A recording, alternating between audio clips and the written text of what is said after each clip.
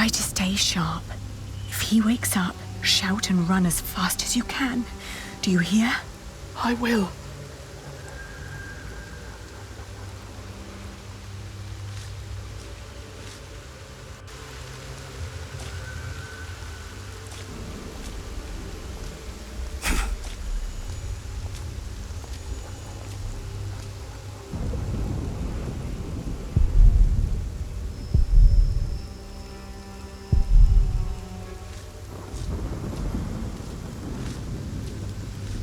There used to be all kinds of weapons here, along with Father's knights.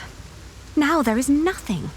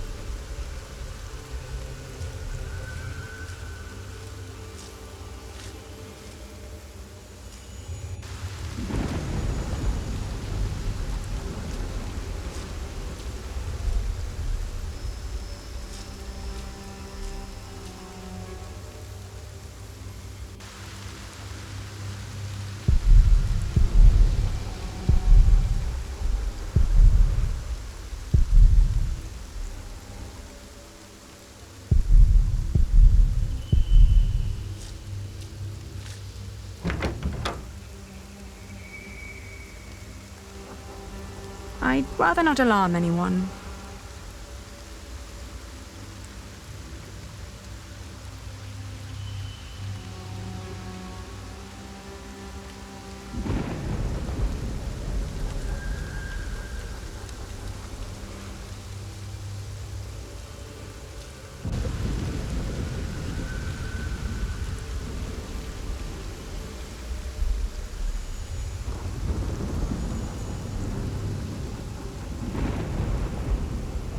He's not.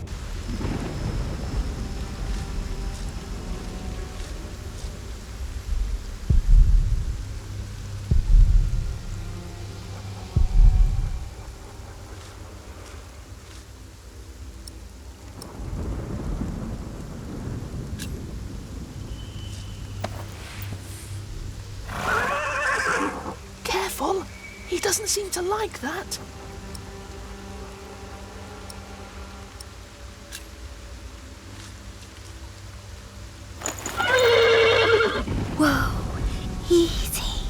Easy now. What are you doing? The horse nearly woke the guard. The knot is too tight.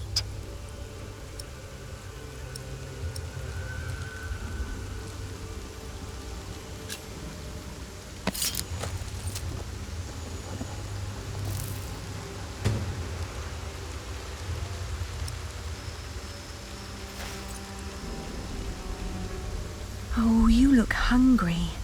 Want to eat?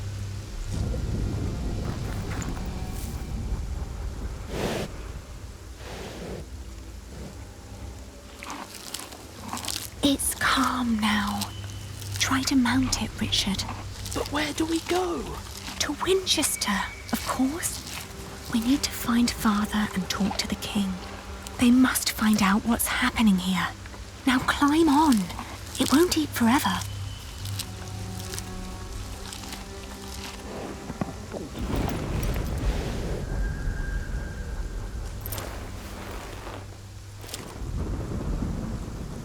Now me.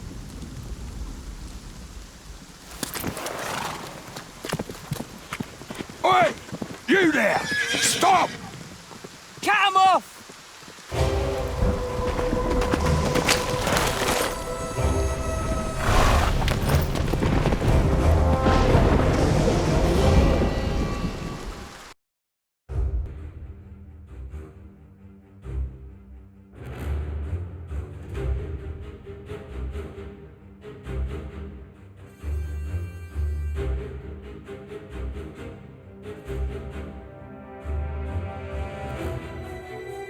thought that they could catch up with us urged me to ride onward.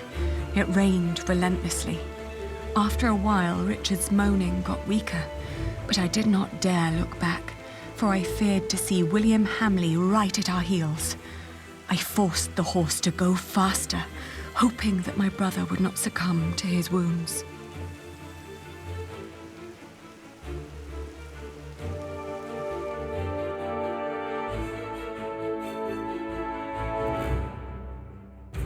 We headed toward Winchester. The king would make things right if we explained them to him. He had to. It wasn't long until Richard almost fell off the horse. Touching his forehead, I realized he had a high fever. His mutilated ear was red, hot, and swollen. A sound startled me. From the thicket of the forest emerged a woman.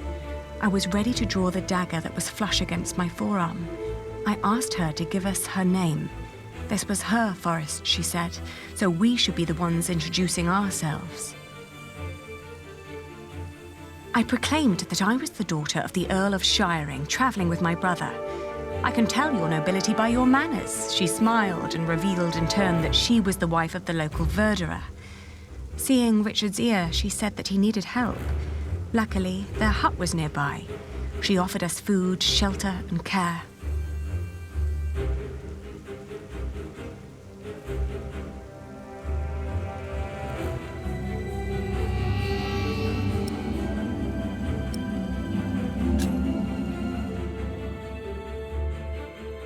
We followed her to the hut. It was further than she had led us to believe. There, I helped my brother off the horse and let the woman take the horse's reins.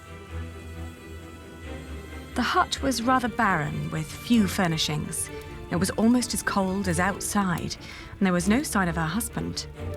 Richard dropped onto one of the creaky stools. The woman lit a fire, which came alive with a crackle and gave out a warming glow.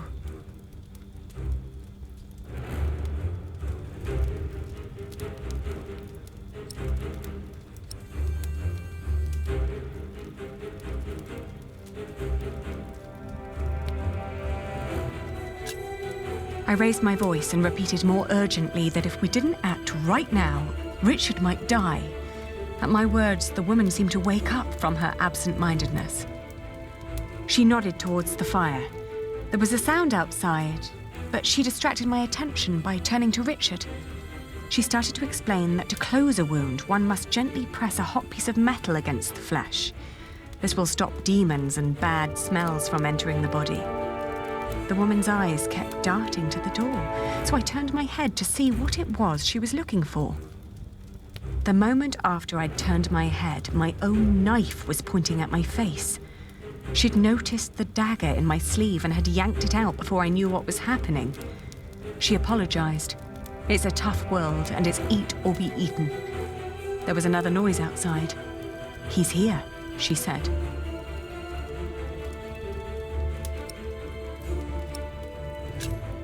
I waited for the moment her eyes were on the door again, then I dashed towards Richard, but a hand grabbed my wrist.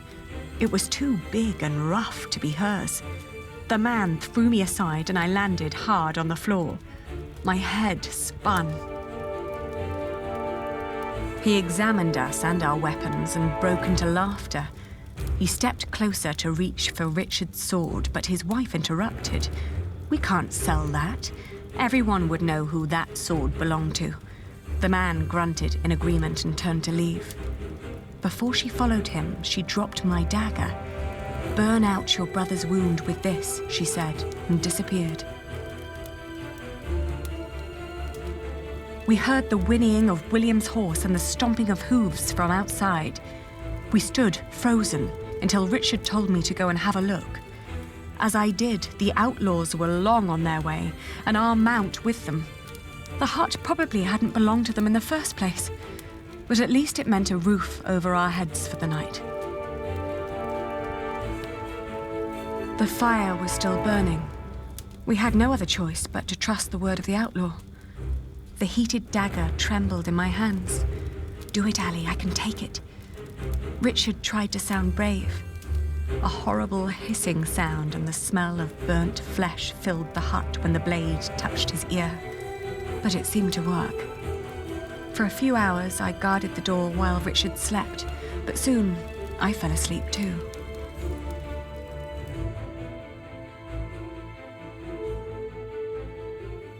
We walked for 2 more days with only brief rests in between, but we finally arrived at the city gates of Winchester. Richard was weak, but at least we were still together, and we were sure that together we would find a way to escape this nightmare.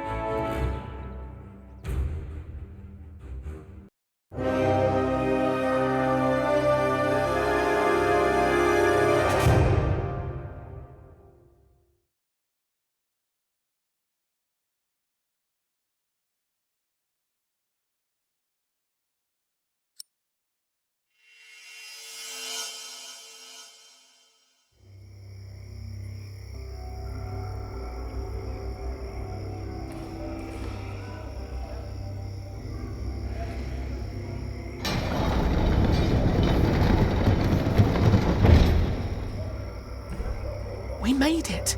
They can't harm us anymore, can they? After all, there are laws in place to protect us here, right? I think so, but we shouldn't risk finding out. Then let's go. Where are you going? To our townhouse, of course.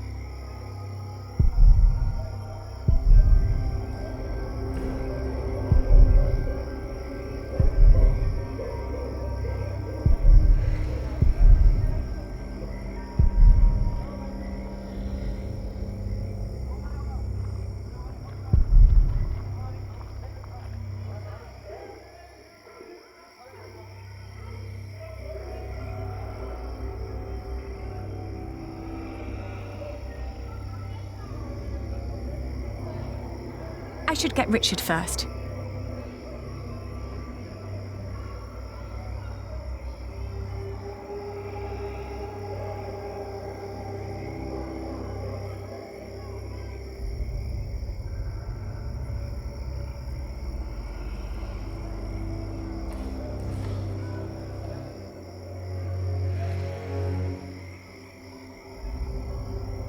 The gate's closed.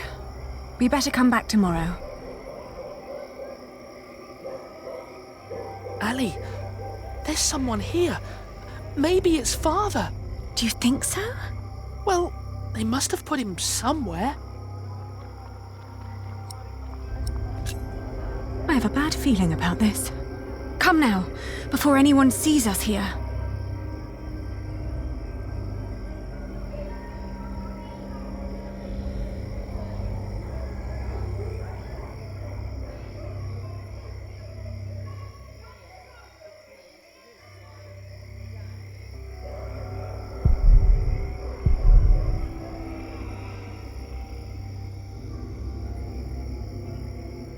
Ali, this is pointless.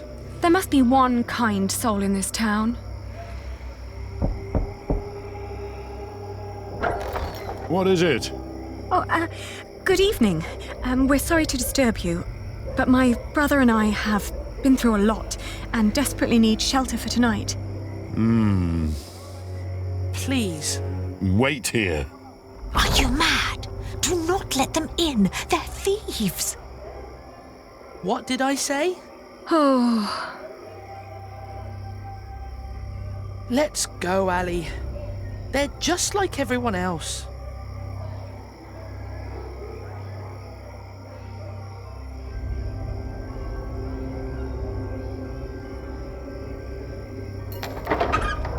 There's a warm corner in the back. You can have a blanket, but there will be nothing to eat.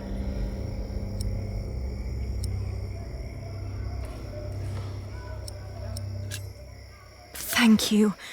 Thank you so much. You're a kind man.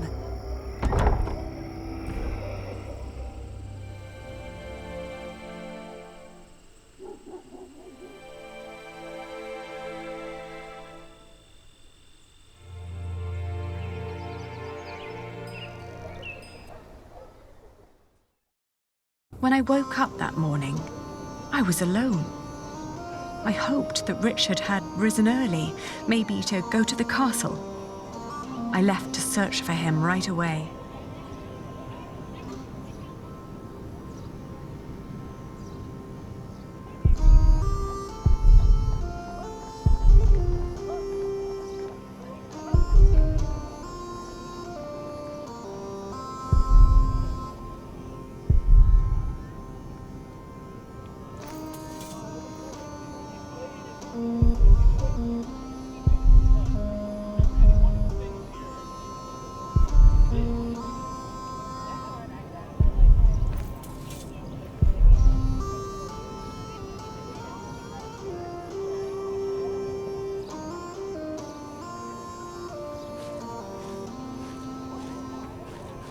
That old man had quite a bit of fight in him, I heard.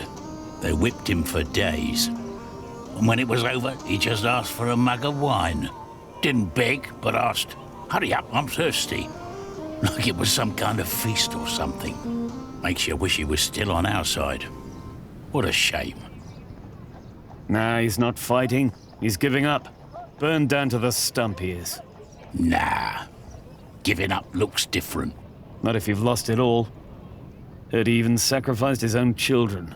Thought he knew better than the king and paid for it. Can't make myself feel for a bugger like that. They're talking about father. I can't stand them talking about father like that. I know them. This is all such nonsense. Maud as queen. What was the old man thinking? I believe he just got too comfortable with King Henry. You've got to admit, Henry was a decent monarch. Sneaky and harsh, but decent. But would Maud have been the same, just because she's his daughter? Well, ever since William the Conqueror, no ruler of the English was born as such. They all had to fight for their claim, and if Stephen is better than Maud, then so be it. Bartholomew steered the wrong wave, and look where it brought him. You've got to stay adrift with the tide. That's what I always say. Maybe it's time for shiring to get some new blood into Earl's castle. Maybe you're right. I used to pour them wine. Those backstabbing creatures.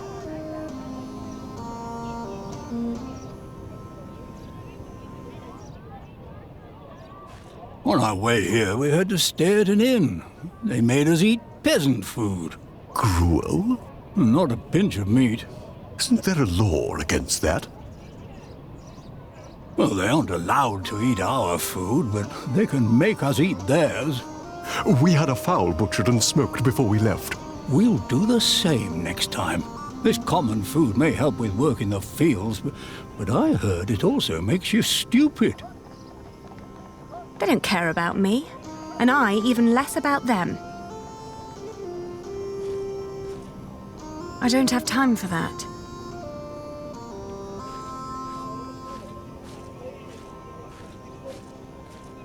You heard me, now move along. Get out of my way, guard. Every citizen has the right to petition the king. but the poorer sort are generally not foolish enough to exercise that right. What are you saying? You're talking to the son of the Earl of Shiring. I'm his daughter. If you don't let us pass, we'll have you locked away and make you rot in a dungeon. Like your father, you mean? What? You know where he is? Of course. And you should too, if you're who you say you are. He's in the jail right here in the castle. How do we get there?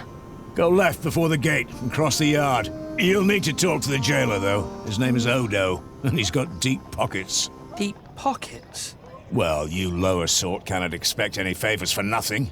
Better get used to it if you want to survive. Now, clear the way. There are people who want to see the king. I could have done this on my own. Just like you could have run away on your own without telling me anything. Shh, hush, Ali. The people are watching us.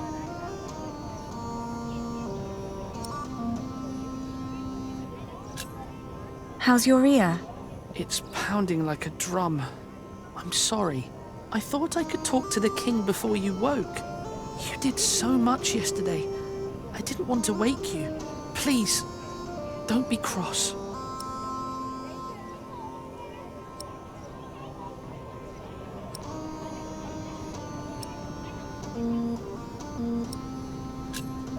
I am cross because you were stupid. We must stick together. Oh, don't give me that look. Sorry. Shall we go and see Father now? Yes.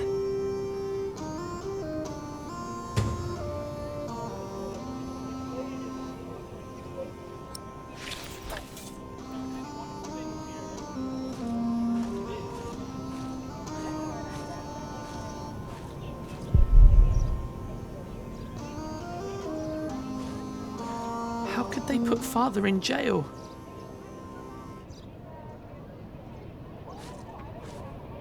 They don't care about me, and I even less about them.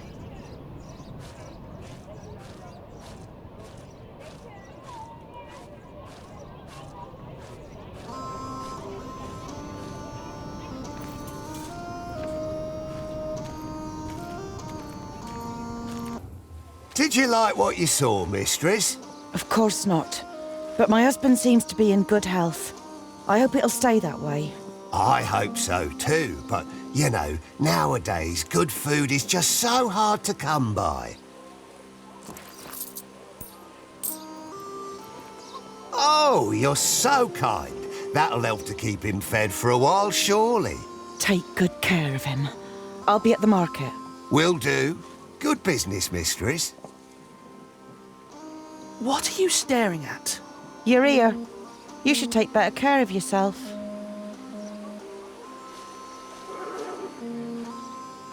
What was that all about? I don't know, but we have our own problems. So come on.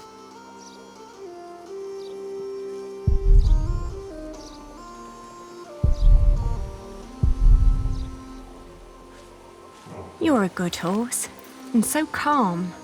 I can tell the king's men are far better caretakers than the Hamleys.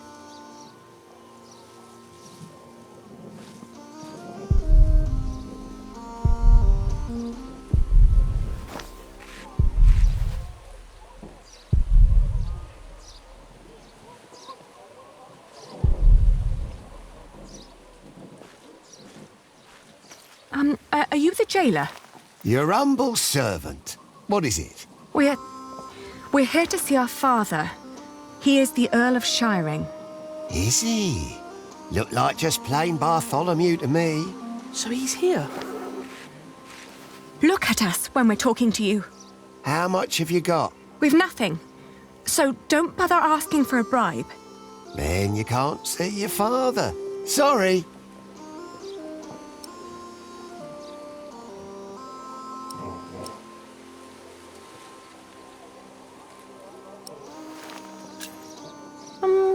Who was that woman? That'll be 2 pennies. What? Ah, gotcha. That's Meg. Her husband tried to trick a fellow merchant out of his purse. Wasn't good at it. Now he's lost everything. Then where does she get all her coin? She took over his business. Works as a merchant at the market. Funny that she still cares so much for him. I wouldn't. I'll get a penny, and I'll bring it to you as soon as I can. But won't you let us see him now, just for a few moments? Get the penny first. Shouldn't be too hard. One of you must be worth something.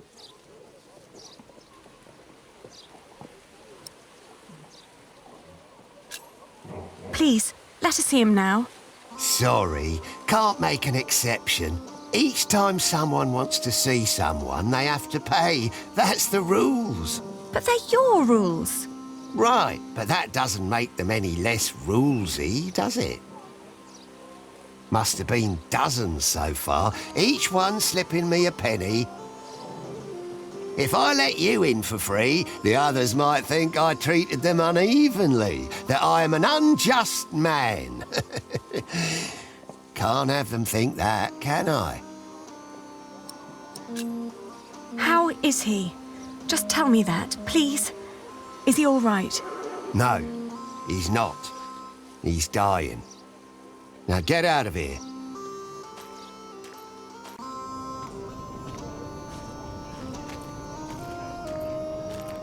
Are you crying? Didn't you hear what he said? Yes, but he was lying. The last time we saw Father, he was very much alive and healthy. Sometimes I wonder what is going on in that head of yours. So how are we going to get a penny? We could beg. Beggars usually ask for food or clothes.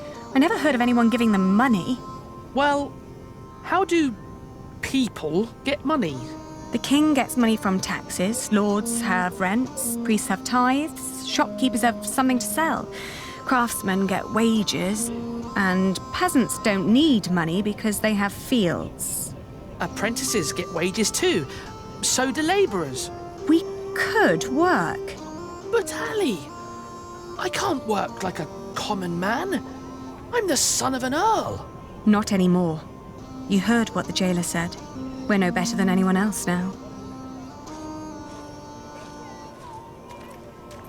32, 33, 34.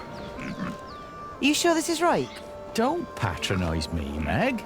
I just want to be certain. See? You've nothing to worry about. Your business will be in good hands. Let me see yesterday's list again. All right.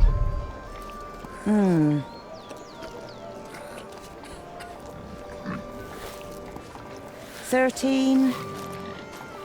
Excuse me, mistress.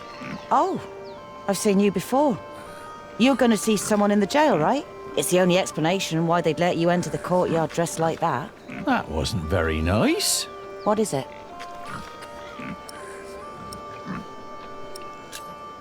The jailer refused to let us see our father unless we paid him. Could you offer us some work? Do you even know what business I'm in? Wool. This is a wool stall, isn't it? And what do wool merchants do? Sell wool? No. Well, yes, in the end we do, but first we buy it from the peasants. The peasants bring the wool and the Flemish take it away. All I have to do is store and transport it and get the prices right. And that is cheaper if it's done alone. With some minor help from me, that is. Could you lend us some money? Unlikely. What for? We need to talk to our father. He's a prisoner in the castle's jail. And the jailer won't let us see him until we give him a penny. Once you get back to him, it'll be 2 pennies at least. What are you saying? Once Odo sees that you really want something, he'll start overcharging for it. In the end, he's just another businessman. At this rate, we'll never see Father. Could you help us talk to him? Sorry, but no.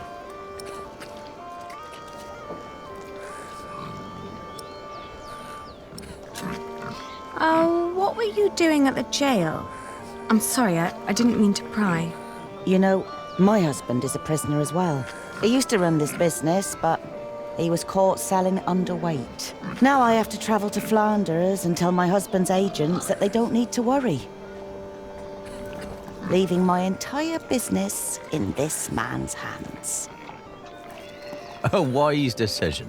A man whose calculations leave a lot to be desired. I tell you what, I'll give you enough to pay Odo if you help us count the fleeces inside. Do you know how to count? I told you my calculations are right. There are 23 sacks. Yes, we know how to count. Then go into my stall and tell me how many there are. Thank you so much. Come on, Richard. Let's do this together. 1, 6, 9, 13, 14, 20. All right, I got it. I'll tell you when you're done.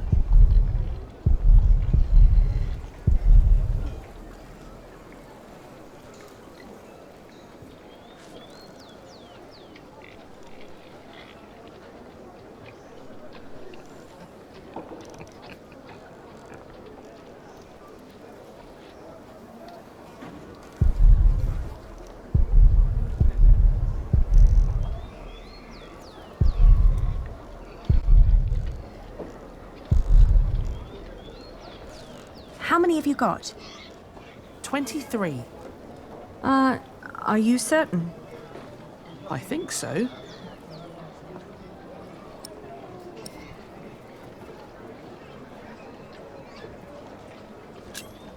Please, count again. What? Why? To make sure you were right the first time. Only if you do that too, Ali. I will. 1, 2, 8, 9,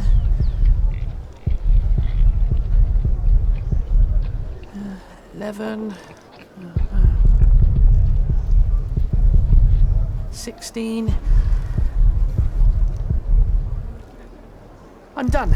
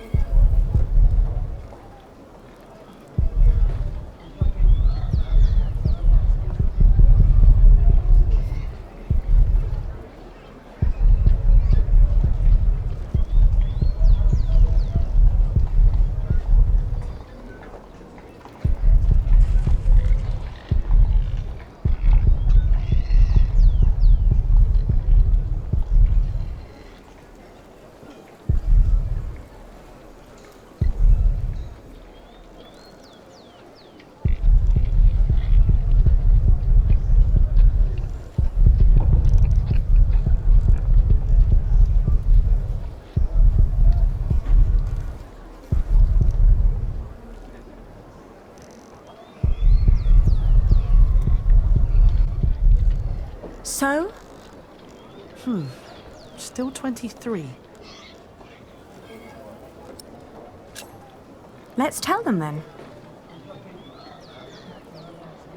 We're done. Good. So, tell me.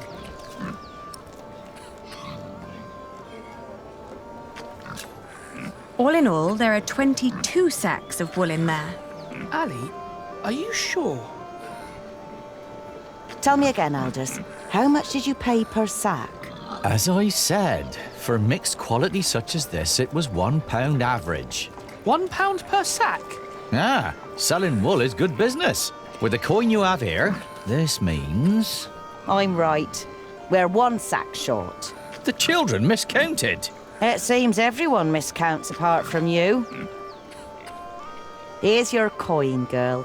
You confirm my own calculation, so I'm giving you more than what you asked for.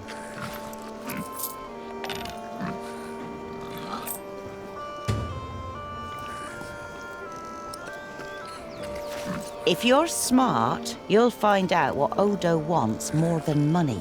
Then he might not ask for so much. What would that be? Let's just say he likes to feel like a good person every once in a while. It makes him feel less like the monster his job has made him. Thank you. Yes, thank you very much. And good luck in Flanders. It'll be all right. You really gave them money? I can do with my coin whatever I like, unlike you. So don't follow my example. I won't.